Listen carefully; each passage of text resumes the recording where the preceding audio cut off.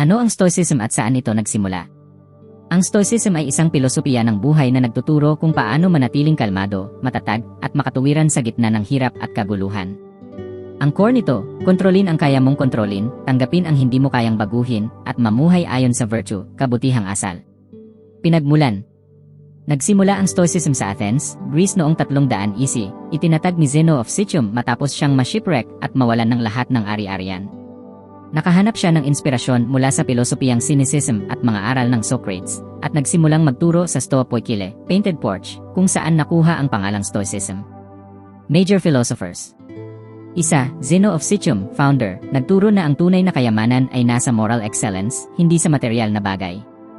Dalawa, Cleinias, successor ni Zeno, kilala sa Renon to Zeus, isang awit tungkol sa pagtanggap sa cosmic order. Tatlo, Chrysippus, naglatag ng malalim na logic at ethics ng Stoicism, siya ang nagsystematize ng philosophy. Apat, Seneca, Roman Stoic at manunulat, kilala sa practical advice tungkol sa oras, stress, at contentment, letters from Stoic.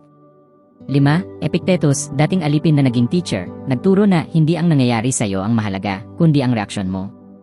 6, Marcus Aurelius, Roman Emperor at author ng Meditations, modelo ng Stoic leadership, na nagpakita na kahit nasa kapangyarihan, pwedeng mamuhay ng simple at makatao.